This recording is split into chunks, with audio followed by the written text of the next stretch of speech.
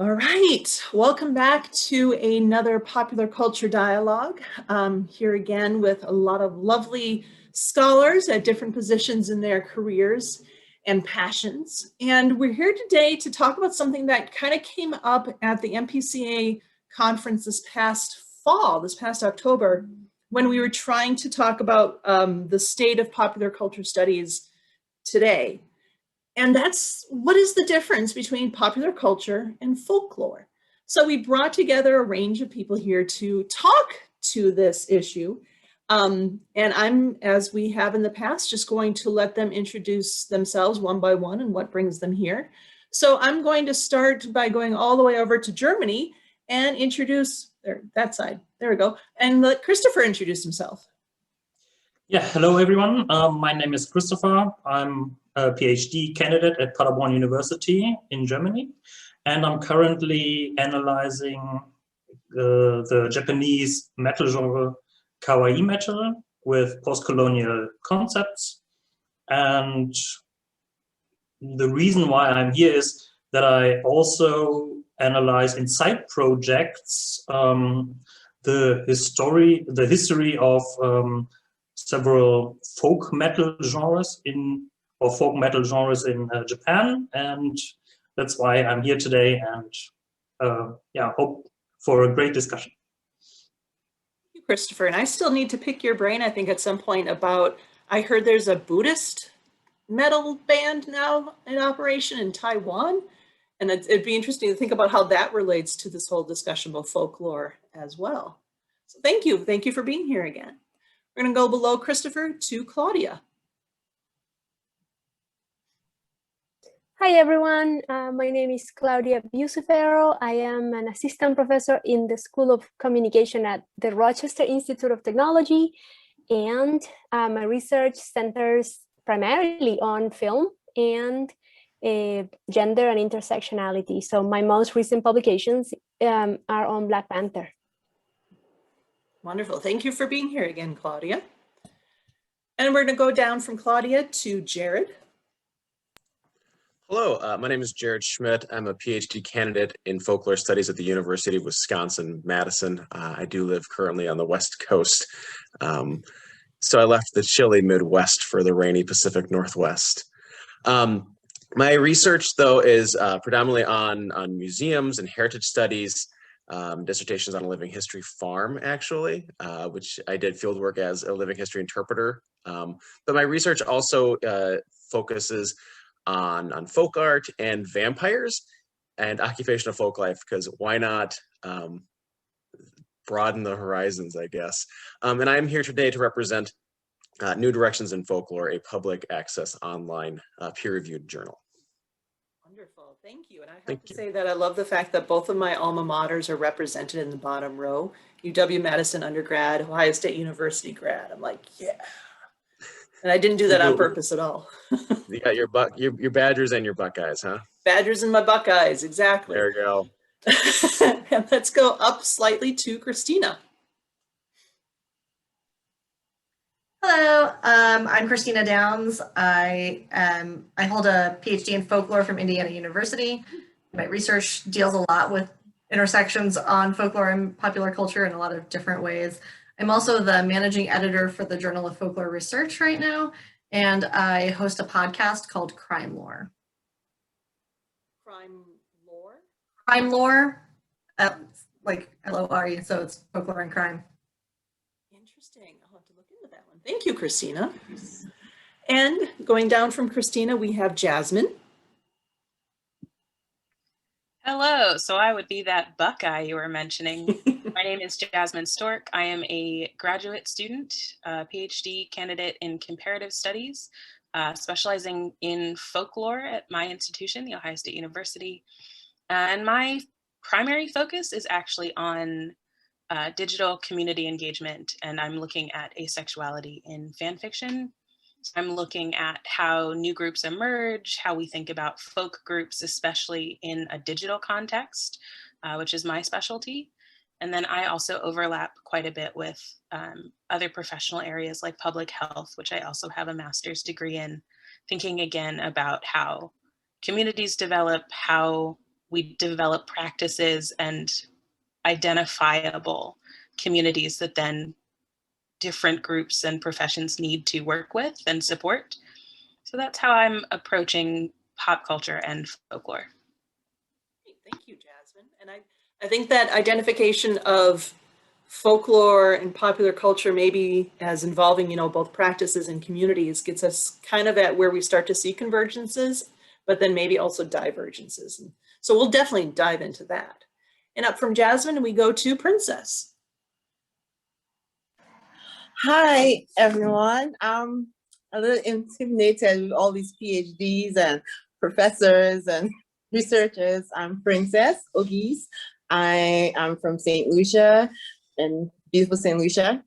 And I have a master's in religion, actually. And how I came to folklore and popular culture is that most of my research is intersect with religion and folklore is not necessarily different, because religion is part of folklore. Because when you read some of the stories about, say, Lilith, or it is Jewish folklore, but it's part of the Jewish religion. So, and my research is mostly focused on feminism and violence, of how women are treated in the folklore, like Lilith.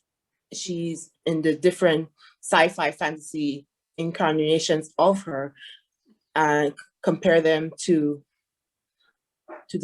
her myth, her story, how they interact, how they interpret her, Eve, how they interpret Eve. And I also have an interest in Latin American and Caribbean folklore, though I haven't really seen Caribbean folklore on television per se. I have seen Latin American. Doesn't mean, not because we usually are put together with Latin American, but it does not mean that we're the same, because like Dominican Republic, Cuba, Puerto Rico are Latin American countries, but they are in the Caribbean, but not all Caribbean countries are Latin American. Fascinating. I don't think you should be intimidated at all, because I think, especially with that discussion you just had about Lilith, that sounds like a great project to really dive into, and makes me already think about vampires too, and how I keep seeing Lilith connected with like vampires in popular culture. Thank you for being here, Princess. And we're going to go up to Kristine.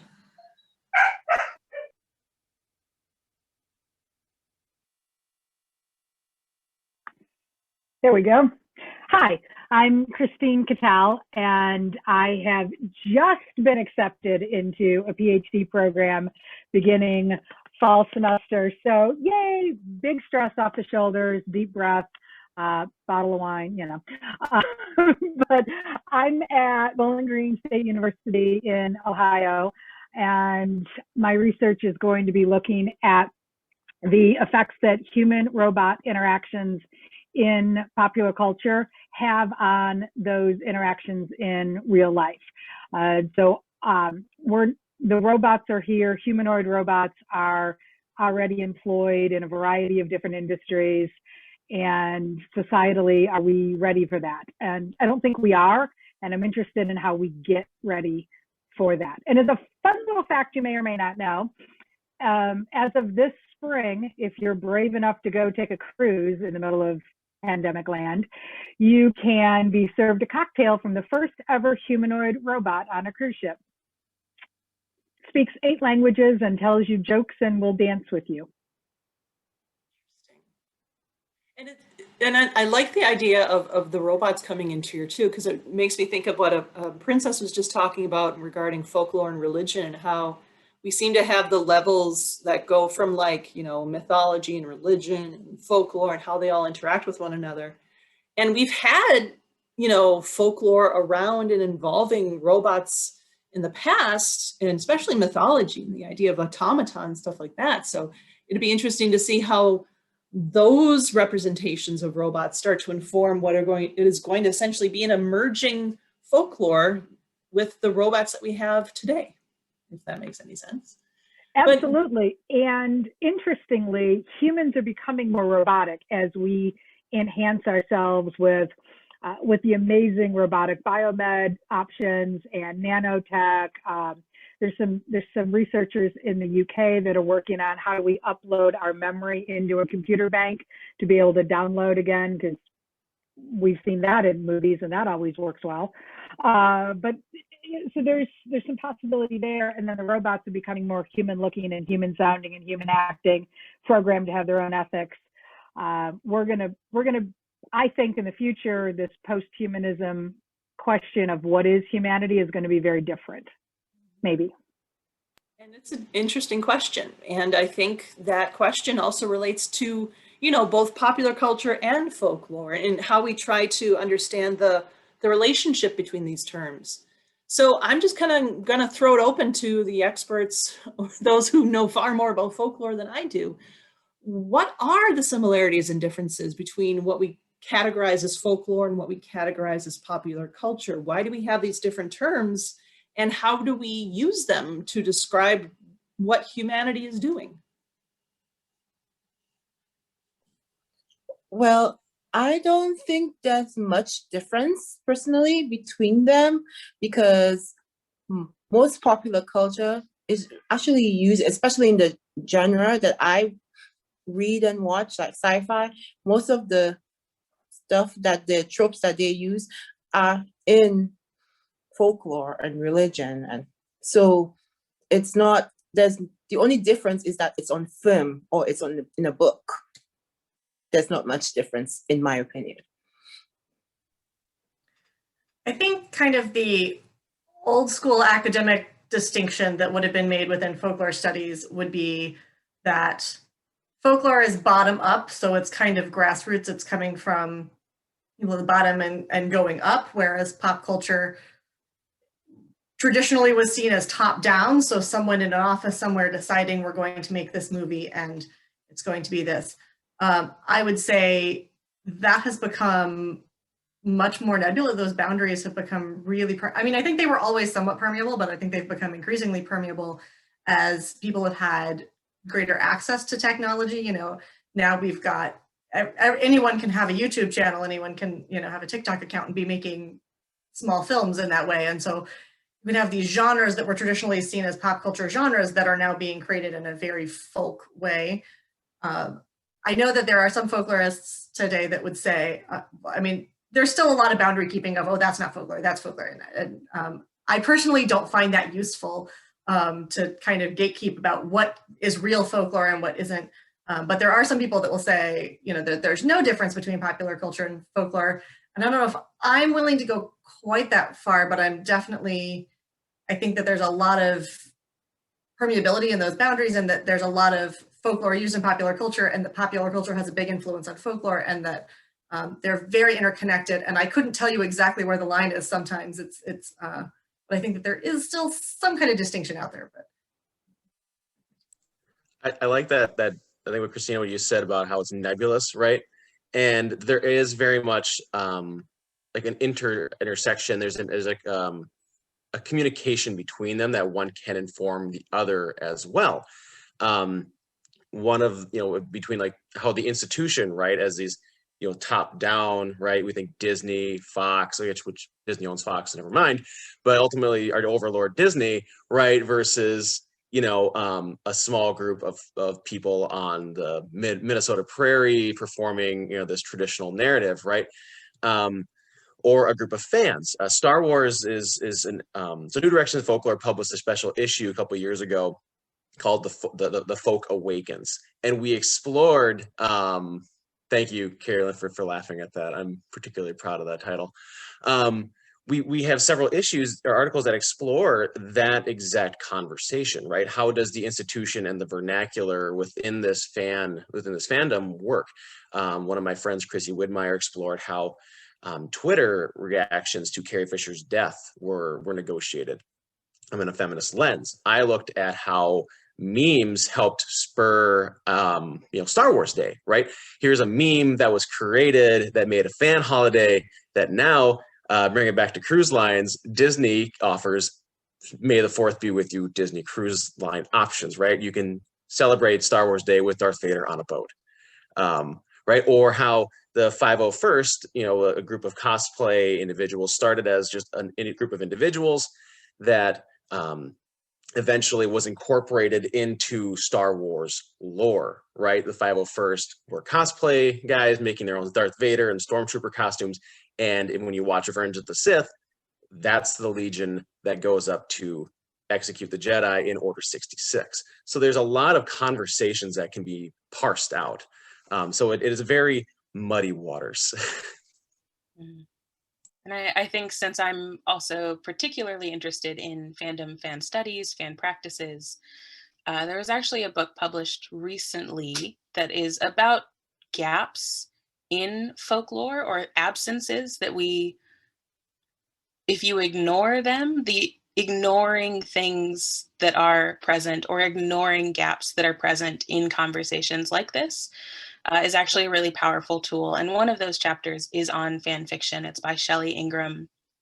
But part of the conversation she's having is this idea of, you know, what if we don't think of them as bounded spaces, as this sort of popular, in her case, talking particularly about professional versus amateur. What do we do if that's not really a line? Because that's not how permeable spaces work. There's not a line. But one of the things that I look at particularly, and that came up in interviews that I did on asexuality and fan fiction, is this idea that, yes, of course, we're pulling from popular culture texts, things that many, many millions of people can see and engage with and have feelings about. But what happens is you pull in pieces of those and you develop practices that are really particular to a network, a small group. And that's that pulling back, taking from popular culture to reinvent new folk groups is actually one of the things that is a pretty popular conversation in fandom. My particular fandom is different than that other fandom. So for example, I'm looking at Avengers fan fiction. The things that happen for people who organize around Avengers fan fiction is really different than the things that happen for people who organize around Star Wars or Star Trek fan fiction and those media texts. But also we share a lot as people engaging with fan fiction that's a little bit different than engaging with other forms of fan practice or not fan practices. So one of the things that I think is really useful is thinking about that place where those things intersect. And we, particularly for folklore, think about what it means to have new groups, the emergence of groups very rapidly and very recently. And I think that for me as a digital scholar, that's one of the biggest challenges in folklore, is that it's very hard to talk about digital engagement and folklore when you have to say, yes, absolutely, but what I can look at is 30 or 40 years old. So it doesn't have the weight of folklore and folk conversations around groups and practices that have existed for hundreds of years, thousands of years, but it carries the same hallmarks except the time. And that has been I think in folklore as a field, has been a challenging conversation to have, to say, but what if the amount of time it exists isn't actually as significant as we've let it be? Yeah, I would like to jump on that because the history also always came into my mind when I hear about folklore. And I mostly interpret it as a narrative in a broader sense, not only texts or spoken narratives, but also music and other kind of forms of communication to maybe to create this identity of a specific group. And these mechanisms are transferred through time. And this is also why fan groups exist, because they create their own identity with their own lore, so to speak. And this relevance you talked about, I see it the same, from the same perspective, because we constantly negotiate not only spaces, but also time and the I don't want to use products, but cultural products, we negotiate with them with earlier, for example, instruments. And in music, we also talk about like folk music, and there are folk instruments used in our time, but not as in quote unquote authentic ways, but in new ways, and the ways we interpret these artifacts. So, and I think this is also a practice in narratives and other kinds of artistic expression, I would say, and also how we use it as fans and also scholars who play an important role giving these artifacts meaning.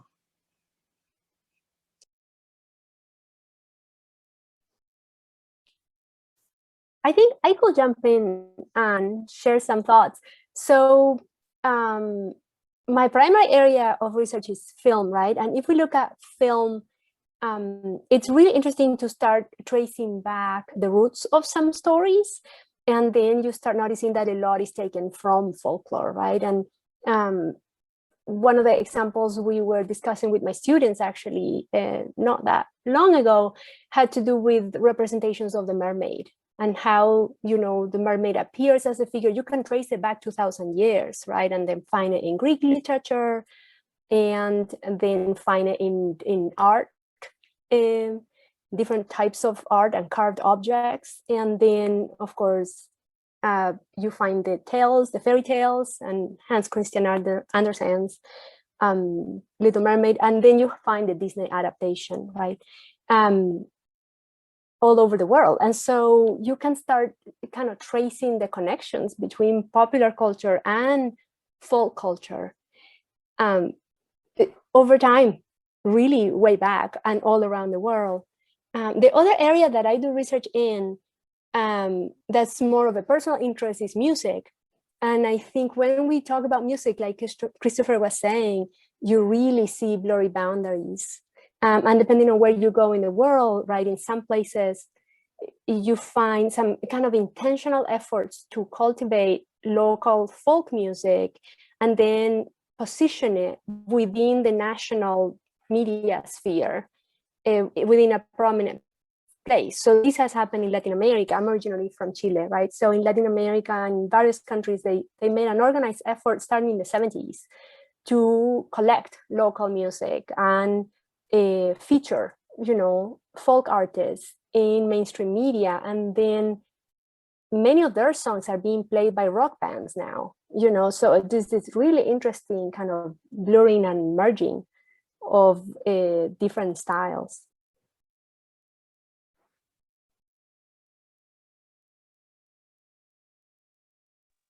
Okay, there I'm unmuted. I kind of want to jump in there because I think it's interesting how we went from Princess now to Claudia, because on the one hand, I'm definitely agreeing with Princess in the sense that there's not that much, I think, nowadays, a distinction between folklore and popular culture. And then, but thinking about these issues of time and space is fascinating, because I think if we look at, you know, one particular space and time, and we were looking at a community of people doing something together with shared meaning and shared practices and so on and so forth, it might be hard to label it as folklore or popular culture, because they're kind of at that specific moment rather equal in terms of the processes that are happening and the entities that exist at that point too. But then I like that distinction of, if you start bringing in, you know, power differences, you start looking across time, you start looking across space, that's when we start getting at the sense of, you know, the pop in popular, and that sense that popular culture is meant to be more temporary or not as long lasting, versus folklore seems to have a far stronger foundation and lasts longer across time, because of how it becomes so integrated into a specific community, a specific culture, and a specific society. Is that what we're thinking of? Are we looking at differences in time and space and power as ways to help us to distinguish folklore versus popular culture? I don't necessarily see the difference in time between folklore and popular culture, because even with popular culture, we have the fan fiction. I mean, 20 years ago, Xena and Hercules came out. Star Trek has been around for like, and Star Wars has been like 30, 40 decades ago. And we go on fan fiction, we read fan fiction about these shows. People are still writing stuff about them. So I think when it comes, I don't see any line or in time and space of difference, because thanks to fandom and music, apparently, there is no difference, because a lot of singers like Beyonce, her Lemonade album uses a lot of the African diaspora folklore of Oshan, the goddess, the Orisha Oshan, and so that's West African folklore, but it's internal now because of, well, not only because of Beyonce, but of Beyonce and other artists, writers, and singers like her. Fandom is very important now. So I think fandom changes the time and space difference. I think that time and space matter significantly, of course. But I also think that in the current moment, it is becoming harder for that to have the same importance that it did, because of how rapidly things like digital technologies and that access to people that you could never have had a conversation with 100 years ago, the rapidness of that change has made it so that, you know, the intensity of the network that you had because you were all in the same space and you built those practices together, and you had to share them because you couldn't not share practices with the people that you lived with and saw every day. I think that digital technologies in particular, especially as they've become integrated into many of our lives, they're everyday now. They're not a thing outside of your everyday life. For many of us, they're just as central, and they hold just as many or more people that are essential to our everyday being. I think that change has made the idea of whether or not the longevity, the history that stretches over decades, I think that's a lot harder now, because like many cultural practices, we're pulling from the things we know, which are the things that were before us. And that before might have only been 10 years, but that before can also be 2,000 years. That we're pulling, I think, is an important piece of the conversation, that you're pulling from somewhere, but also that you're inventing sometimes from nothing because it doesn't exist. The thing that you need, or that your group or your community need, might not exist. And those are the things that you invent. I don't know that it matters. At least for me, it doesn't matter so much if you invented it 5 years ago because your community is new, or you invented it 200 years ago because your community happened to exist then also. I don't really know how to deal with time now, because time and space don't mean separation in the way that they did before. Yeah, that's interesting. But there are still, if we look at political activities, there are more and more people going into this conservative and traditionalist spectrum. So, and they think we have a line, this tradition that spans from centuries, and this all imagined and constructed. And I think it does matter in particular aspects of popular culture and folk culture, I would say. I think it matters, but I think that in that context, I would say that the act of choosing is the part that matters. You can choose not to engage with all of the things that are now hard to avoid access to. And there are, of course, always moments where some people can't access some things. It's not like we're all equal in that. But I think that that is very different than pulling from a folk context where you're saying they have these practices because they're the only people who live in this 50-mile radius in the mountains, and they have done for 200 years. And now we're seeing interactions and seeing what those differences are and what changes when you can do that. I think now it is a question of what you choose not to, just as much as what you can get. And I think you brought up an interesting point, Jasmine, that that interaction where people have access to groups and communities that they wouldn't have 100 years ago. I wonder how much that changes the community as well, because you have such different influences than just the people that you live with and interact with frequently. And hopefully it makes us a more tolerant society, if you will. Hopefully it encourages additional interest levels and but also some space for differences. And I teach management ethics classes for upperclassmen, and we get into these kinds of conversations about the differences. And it's amazing to watch their change over the semester from, oh, that's wrong, that's weird, that's ick, to, oh, that's just not the way I do it, or that's just different.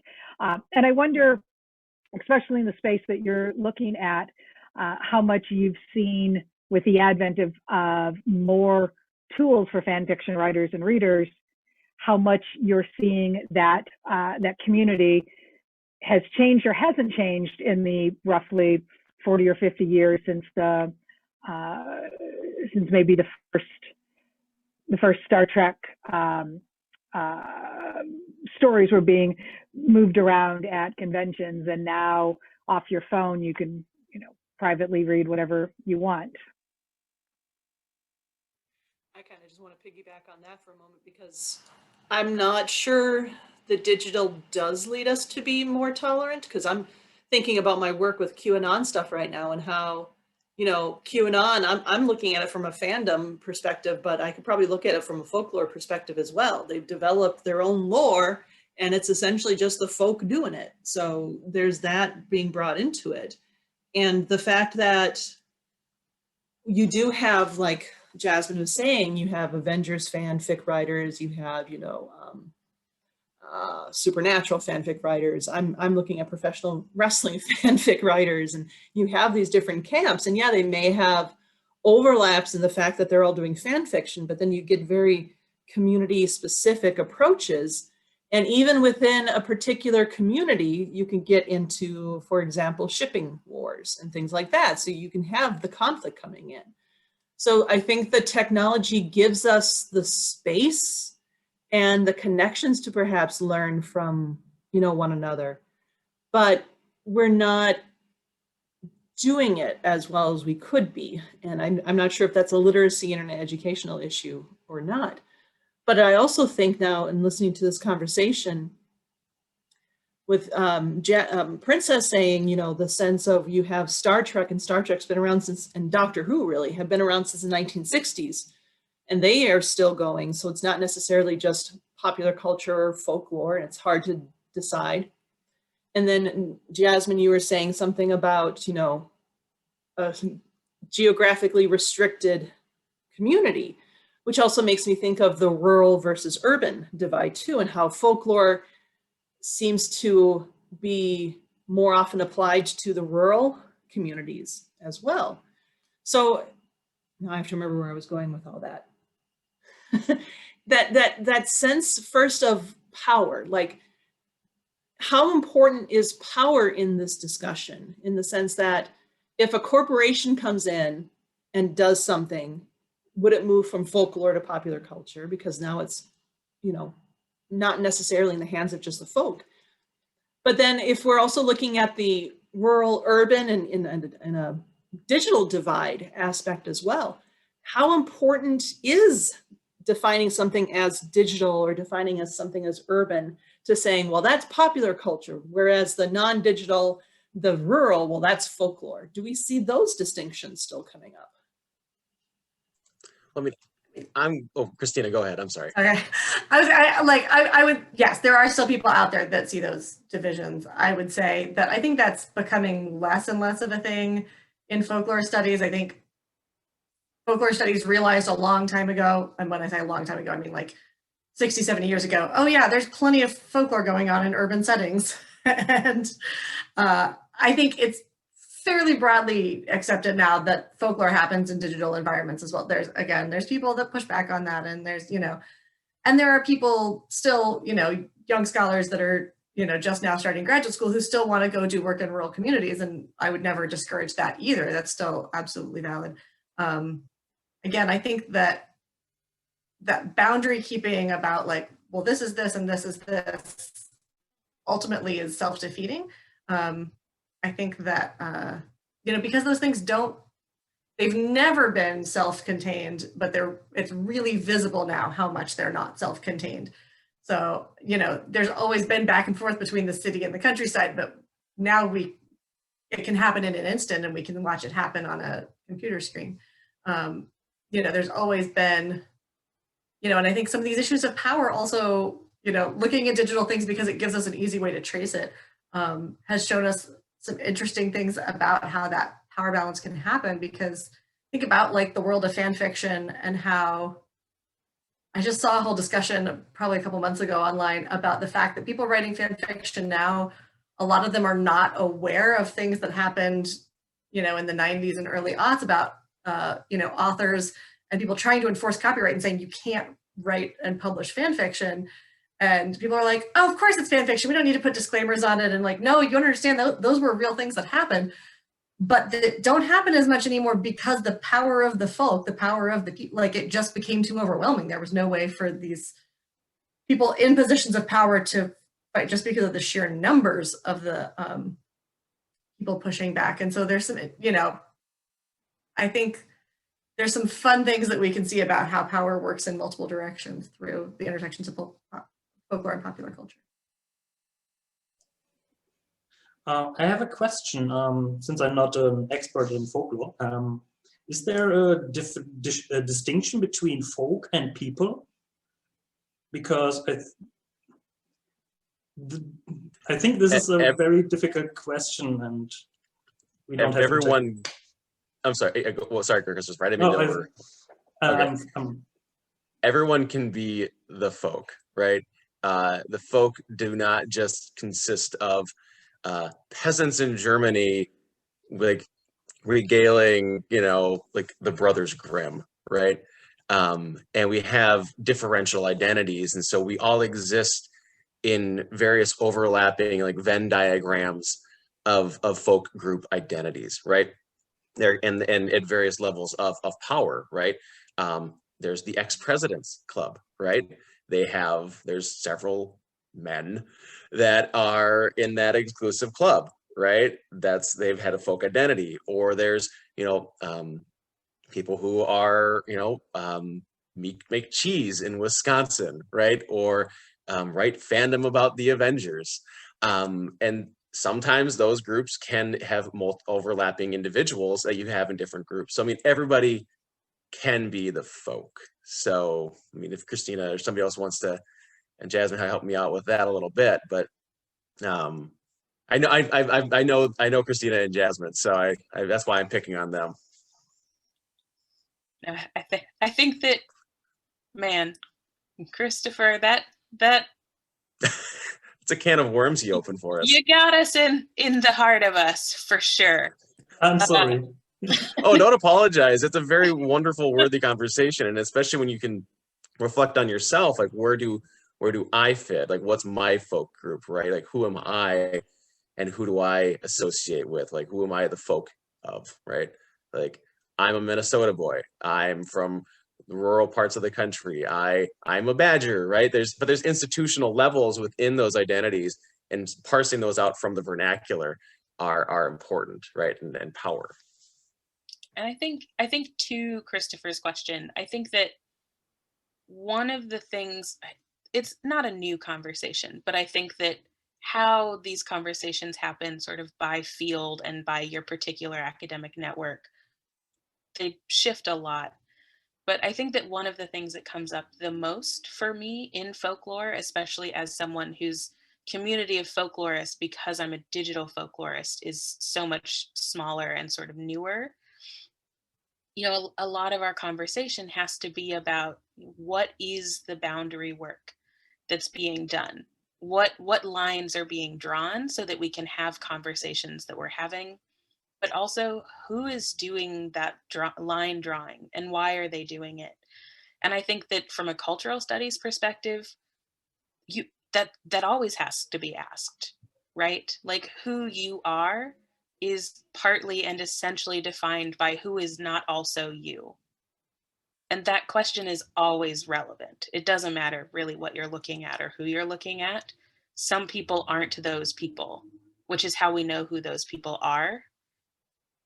Fan fiction, fandom, folklore, just people, that doesn't really vary. I think the question is always important. So like for my interests, the folk that I'm interested in are the people who call themselves part of this group. Like that's really where I draw the line, and I do it because it gives me a different sense of what's happening than if I pick the people who get to be part of the group. The picking I've done is you tell me that you are, and I will take that at face value. I could choose not to do that, but then I would have to explain and acknowledge what that means. And I think that that isn't any different than somebody in more power than I have saying this is the group and this is the not group. We see that for politics, and I think politics is a really important one. I also think that this might come up for Jared and a couple of other people, but when you're working with groups that are physically sited, that boundary work and who does it, I think that comes up in really different but incredibly significant ways, because those boundaries are harder. You know, my boundary is the 30 seconds it takes you to switch from Archive of Our Own to Twitter. But physical space, political space, oh man, those are different boundary questions, but they're essential. Right. Yeah. Like if you look at like occupation as a good example to build off what Jasmine was saying, right? Like my dissertation is on the costumed interpreters at this living history museum, right? It's a physical place. It's a very specific job called an experience facilitator. And it's, you know, these individuals in this place and time, and they have those shared traits, those shared stories, those shared occupational like hazards, right? Like catching on fire while doing a demonstration with wool, or you know, having kids run around your living history site and chase chickens, right? Those are stories that they share, versus like what Jasmine was saying is like, you know, 30 seconds, make a tweet, a post. I don't have Twitter, so I can't speak to that. I'm that one millennial who has stayed off. But right, so like, how do we define that? And the other thing is, as Jasmine was bringing up, like, you know, as a researcher, I have that power to, you know, define that. So I have to be careful with that like role, right? And so I think she was very right on the money by saying letting them define it versus like, yeah, this is a job. They have a, you know, an employment that in a way the institution defines that, versus like an online community being like who's a part of it. So I guess Jasmine ditto, like, yeah. Yeah, thank you very much, because I call myself a popular culture researcher or popular music researcher, and maybe it's also because I live in a different space and also in a different research culture, that we have different definitions of people, populace and folk. For example, in popular music, what you described, Jasmine, is I would associate with subculture mostly, but not in a bottom-up sense, but in a general sense. And folk is more like this temporal aspect we discuss in popular music studies. And this is just the reason why I'm asking. So we could discuss it. I'm wondering though too, because I remember in my psychology training talking about, Volk, and we get that idea of Volk psychology and the focus on Volk coming out of German. And you're German in living in Germany, so I got to ask, what then is Volk? Like, how is VOLK used in German culture to talk about people? Because I know Volk, is that also where folk comes from, like the English version? I'm not sure about. It comes from the old, in English, it comes from the Old English, which is of course a Germanic derived language. So essentially it's got the same roots, folklore is, from like the knowledge of the people.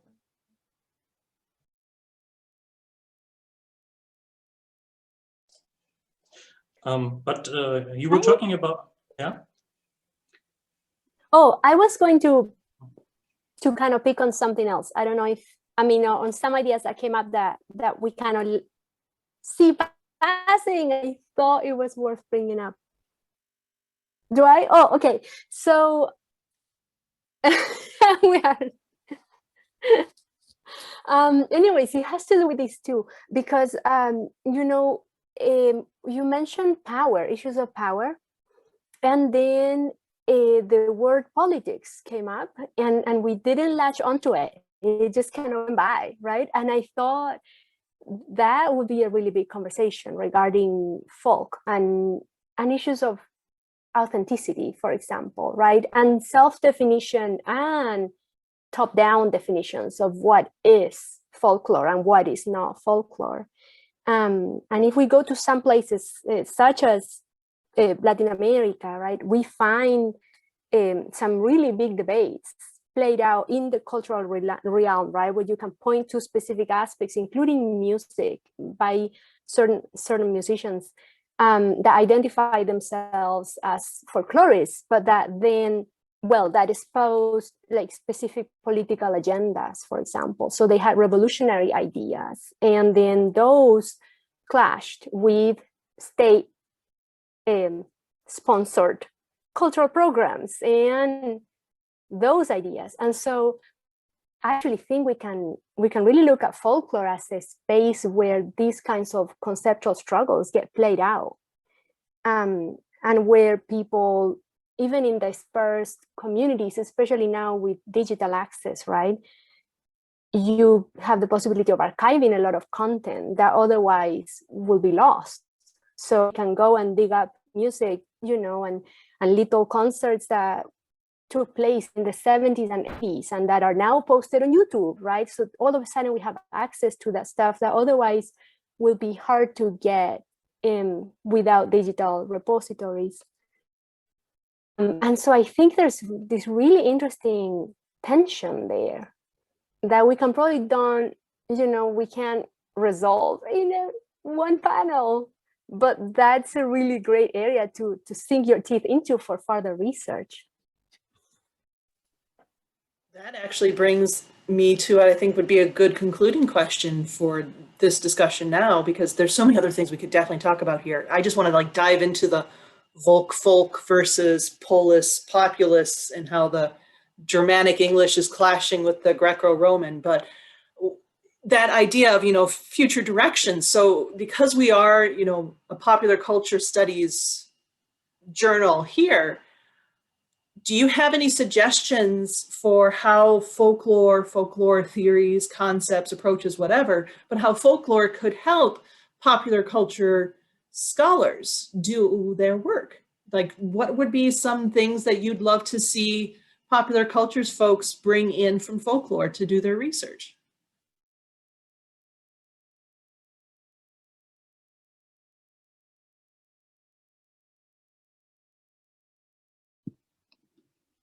This is not a well-formed thought. But I think that one of the things that has just come up for us is that the conversation that we're having is a little bit about needing to grapple with what folklore means in your particular context, national, cultural, historical. Like what is it that folklore, separate from popular culture, means where you are and for the field that you're in? And it, for us, I'm sure this is true for most of our fields, but cultural studies, anthropology, folklore, if you're in an American tradition, it's slightly different than if you're in the British tradition or a German tradition, or I'm going to assume really pretty much everybody else's. So what it means in your tradition is part of the conversation of what popular culture and folklore contribute and offer to each other that is unique to your field and your position. And I think that that's something that gets pretty intensely excluded from many conversations, especially since most of us share with people in our sort of general areas.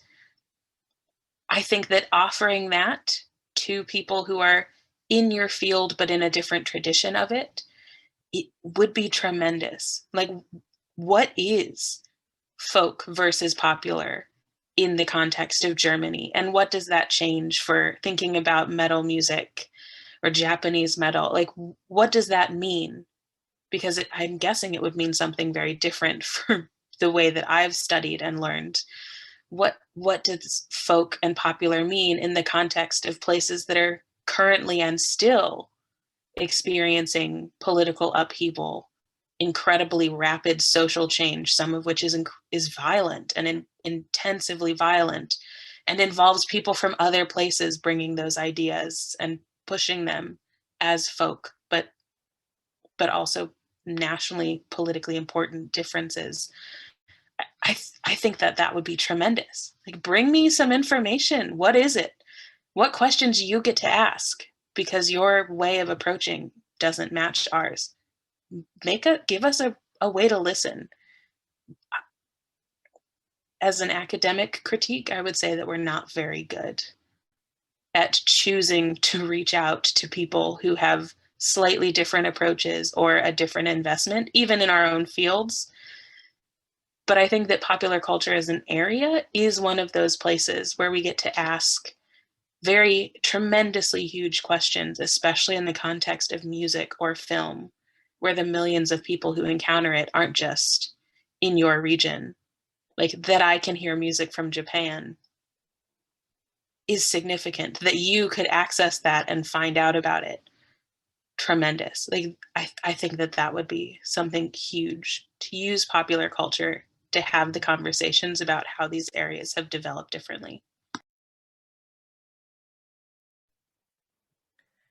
think that one thing that folklore and popular culture studies have in common are that they both deal with materials that are often dismissed. That's just a movie, it's just a TV show, that's just a story, that's just a hot whatever. And yet those things are often for individuals the things that are the most meaningful in their lives.